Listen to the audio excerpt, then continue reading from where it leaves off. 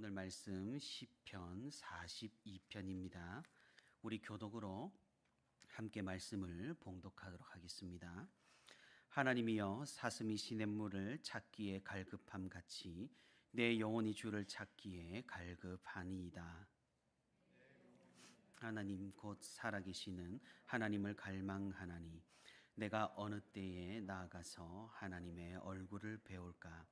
사람들이 종일 내게 하는 말이 내 하나님이 어디 있느냐 하오니 내 눈물이 주야로 내 음식이 되었도다.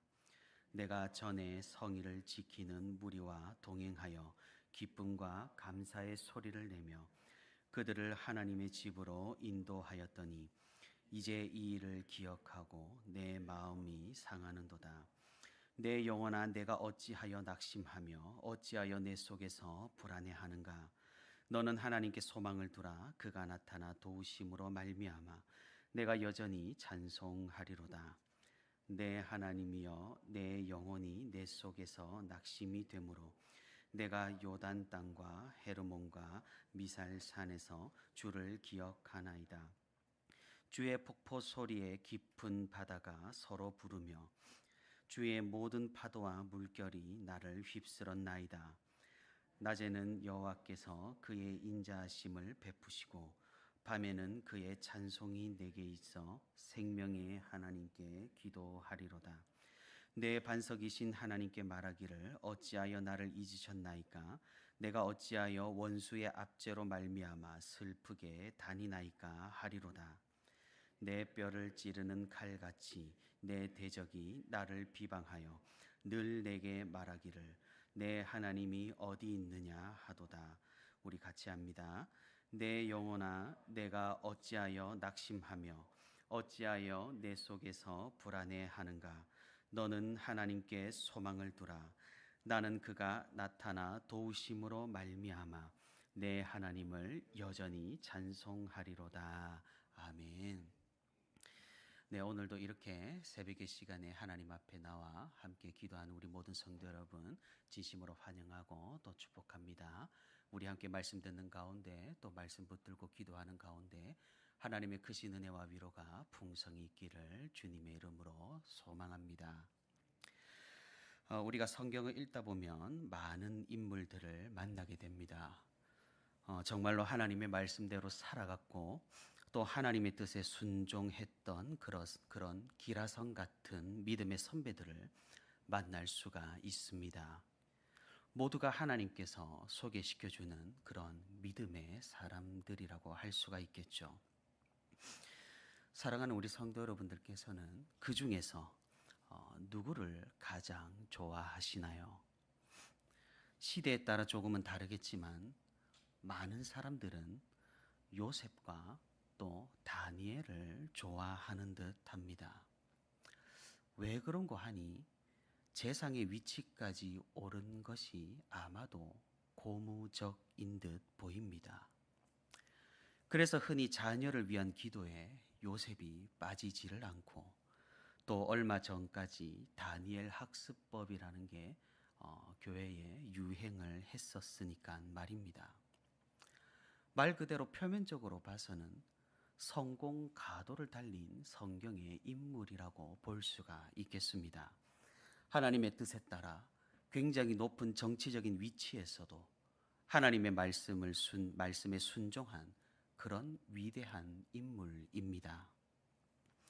하지만 우리가 성경을 잘 읽어보면 생각보다 그리 부러워하지 않아도 될 것 같아 보입니다.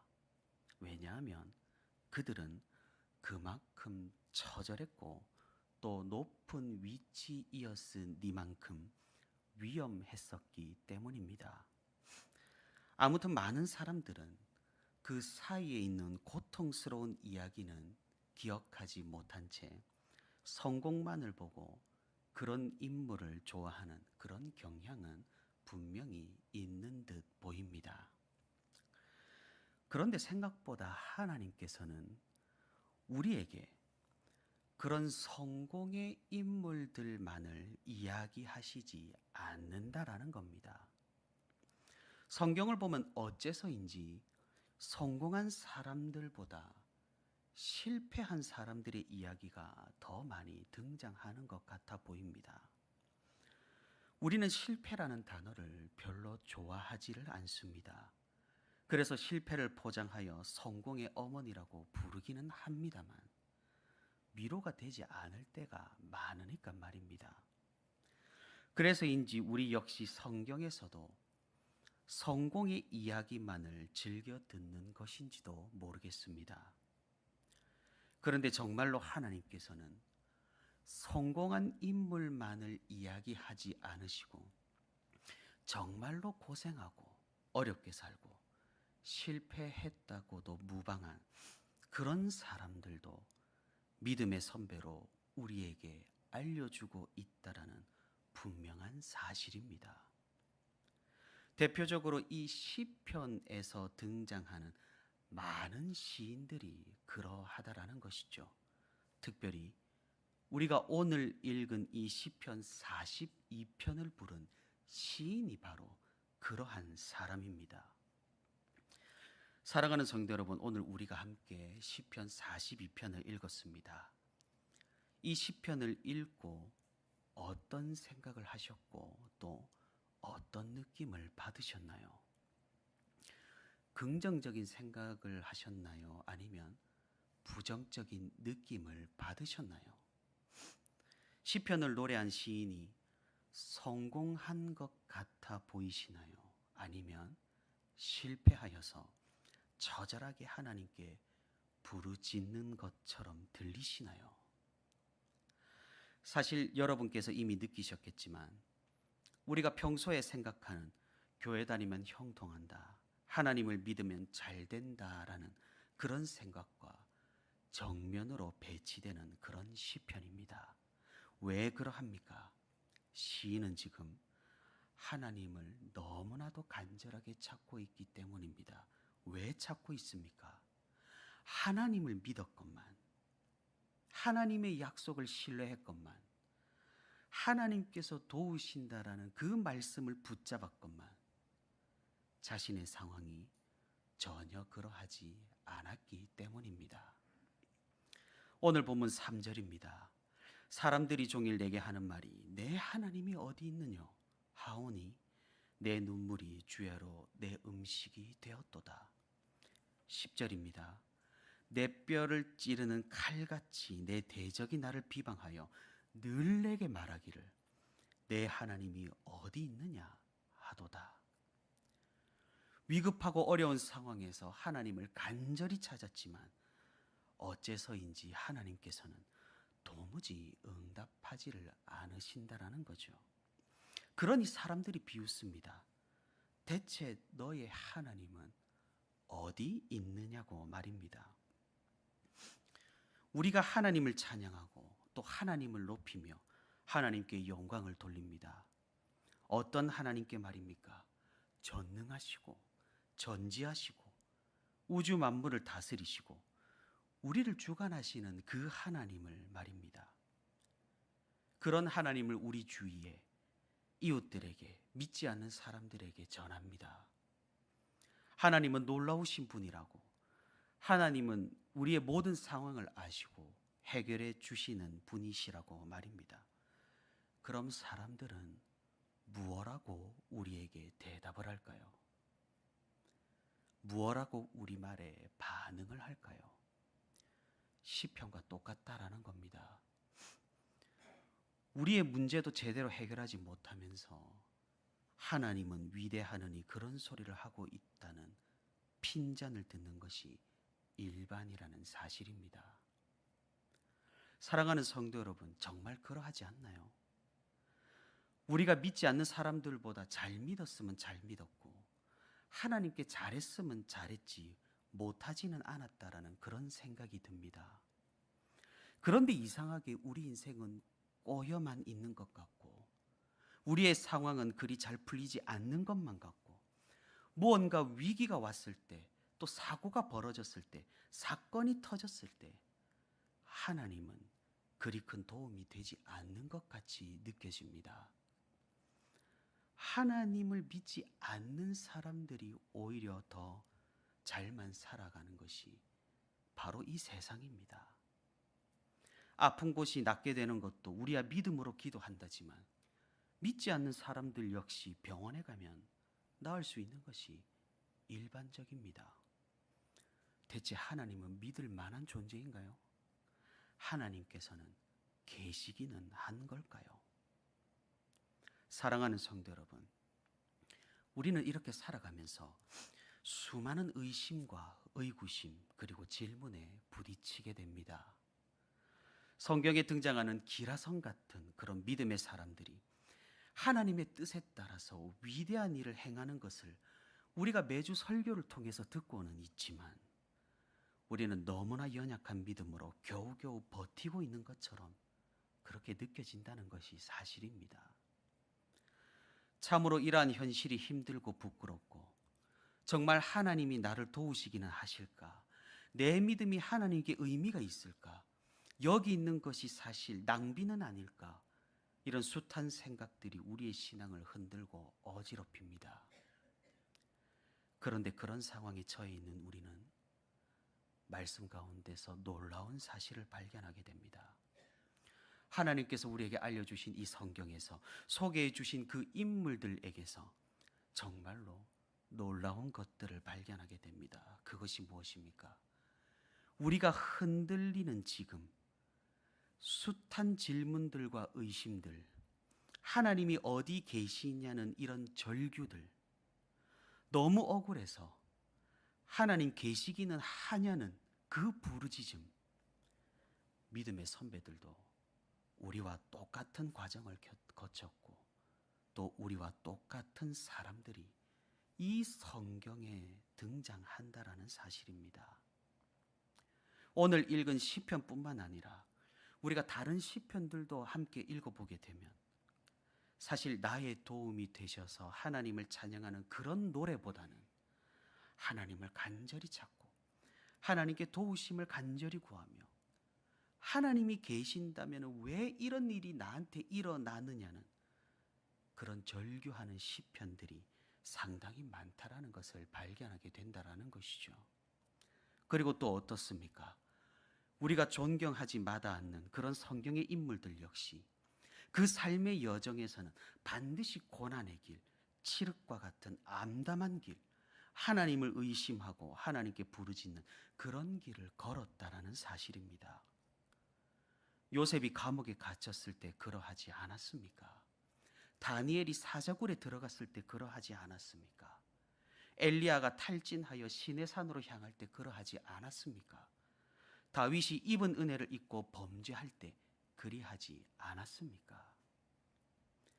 우리는 분명하게도 이런 위대한 인물들에게도 이런 시간들이 있었다라는 사실, 이런 부분들이 존재했다라는 사실을 기억해야 한다라는 것입니다. 그러니 무엇입니까? 이런 것들은 신앙생활에서 지극히 정상이라는 말입니다. 하나님이 어디 계시냐는 이 부르짖음이라는 것은 믿음에 상응하는 아주 응당한 반응이라는 그런 분명한 사실입니다. 오늘 우리가 읽은 시편에서도 이를 아주 잘 보여줍니다. 시인은 하나님을 찾습니다. 사람들의 비웃음 가운데에서 하나님을 포기해버리는 것이 아니라 더더욱 하나님을 간절히 찾아냅니다. 5절입니다. 내 영혼아 내가 어찌하여 낙심하며 어찌하여 내 속에서 불안해하는가? 너는 하나님께 소망을 두라. 그가 나타나 도우심으로 말미암아 내가 여전히 찬송하리로다. 11절입니다. 내 영혼아 내가 어찌하여 낙심하며 어찌하여 내 속에서 불안해하는가? 너는 하나님께 소망을 두라. 나는 그가 나타나 도우심으로 말미암아 내 하나님을 여전히 찬송하리로다. 우리도 사실 얼마나 비웃음을 당합니까? 믿지 않은 가족들에게 또는 친지들에게, 친구들에게, 모르는 사람들에게 하나님을 믿긴 믿는데 실패하고 성공하지 못한다면 얼마나 비웃음을 당합니까? 어디 그뿐입니까? 교회 자체가 이 세상에서 얼마나 비웃음을 당합니까? 하나님이 어디 있느냐고 말입니다. 만약 하나님께서 살아계신다면 너희가 지금 그 꼴일 수 없다라고 말입니다. 사랑하는 성도 여러분, 하지만 하나님께서는 살아계십니다. 그리고 지금도 분명히 역사하십니다. 하나님께서는 세상이 하는 평가와 판단으로 있다 없다가 결정되는 그런 분이 아니시라는 겁니다. 그리고 우리의 성공이 하나님을 증명하는 것도 아니며 우리의 실패가 하나님을 위태롭게 하는 것은 더더욱 아니라는 사실입니다. 하나님께서는 스스로 존재하시는 분, 우리를 다스리시고 주관하시는 분, 이 세상을 창조하신 영원하신 그런 분이십니다. 그럼 우리는 어떻게 해야 하겠습니까? 도저히 끝날 것 같지 않는 이 암울한 구렁텅이에서 우리는 어찌해야 하겠습니까? 오늘 시편의 시인이 그리했던 것처럼 우리는 여전히 하나님을 찬송하고 끝내 우리를 구하시고 우리를 이끄시는 하나님을 기대하며 여전히 신뢰해야 한다라는 겁니다. 어째서 그러할 수가 있습니까? 우리가 실패한 것처럼 보여도, 우리가 끝없는 낭떠러지에 떨어진 것 같아 보여도 그것은 정말로 일시적일 뿐이라는 겁니다. 하나님께서는 우리를 견인해 주시고 이 끝까지 영원까지 우리를 인도하시고 구원하시며 이끌어 주시는 그런 분이기 때문입니다. 설령 이 지금 세상에서 그러하지 않으셨더라도 하나님께서는 저 천국으로 우리의 영혼을 끝까지 책임지시는 그런 분이시기 때문입니다. 그러니 우리는 소망을 가질 수 있고 우리의 생의 마지막까지 그분을 신뢰할 수가 있다라는 겁니다. 사랑하는 성도 여러분, 우리가 이 믿음을 놓치지 않기를 바랍니다. 우리가 실패했다라는 그 사단의 속삭임에 속아 넘어가지 않기를 바랍니다.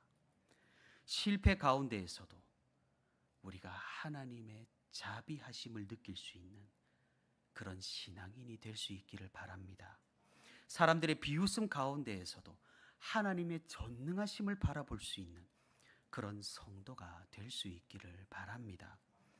성경의 수많은 인물들도 그러했으며 수많은 믿음의 선배들도 그러했다라는 사실을 우리가 기억하면서 비참한 가운데에서도 끝까지 하나님의 손길을 신뢰하며 소망을 붙드는 그런 우리가 될 수 있기를 바랍니다.